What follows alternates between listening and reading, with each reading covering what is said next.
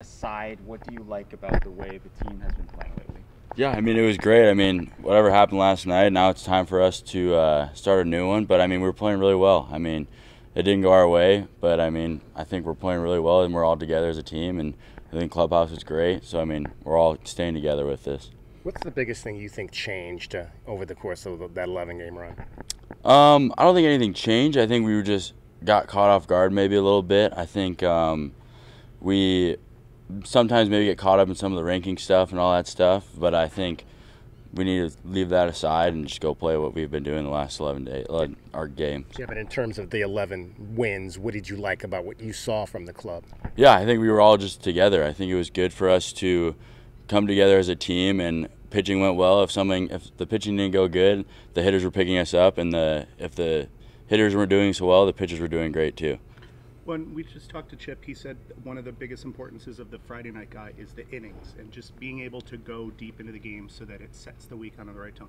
How do you preserve yourself in those early innings so that you can still be in there in the 6th, 7th inning? Yeah, I mean, it's just getting ahead of guys in counts. I mean, not getting behind in counts the whole time. I think it's getting 0-2, 1-2 the whole time, and then getting the ground outs early and just not getting behind in the counts the whole time. So it makes me get to the 7, the 6 innings, the 8th inning, all that stuff. The walks across the board have been very low for the entire team, but we've been told that the goal is to try to strike out a lot of guys. So how do you manage to keep it close to the zone, but also get them to chase? Yeah, I think it's just we have margins, and we're throwing them where we succeed the whole time. And so for me, it's up in the zone and getting the guys to chase the changeup away. So it's just throwing them all for strikes and just letting the movement do its thing.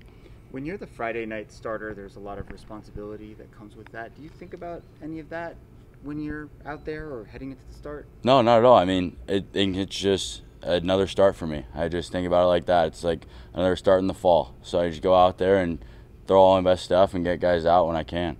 How would you describe your changeup and why it's such an effective pitch? Yeah, I think it's my best pitch in my arsenal. So I think I love throwing it because I can throw it to anyone, any hitter, any count. I just have 100% conviction with everything with that changeup, and it's just getting good whiffs and good movement on it, so the guys can't swing and miss at it. When did you first learn to throw a changeup?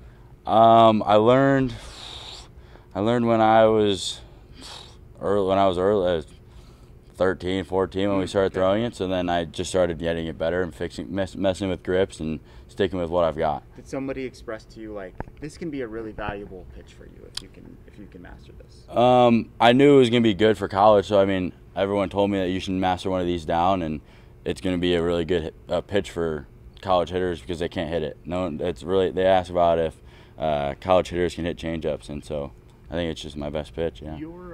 Your freshman year when you had to sit out, how much did you get to actually pitch, like in intra-squad and all that? Yeah, I mean, I pitched every single week basically. I threw bullpens, and then if I was, whenever the guys came back from road trips, I would come pitch in those. So then the guys that didn't play would get some live at-bats against me, and I pitched. I mean, I went 7 innings at most one time. Okay, but was that close to being like a real game as far as like development and all that? Yeah, I think it was. I mean, I was just developing and just going to face real hitters the whole time, which was good. And I think it helped me to get where I was at today. Even though I wasn't allowed to play, I think it just helped me a lot. How have you and Clark and Cam kind of fed off each other to make this rotation go? Yeah, I mean, we all compete with each other. I mean, even catch play or anything, we talk with each other. We always get after each other, and we always just like being around each other and getting each other better the whole time. Right, so you got to explain catch play.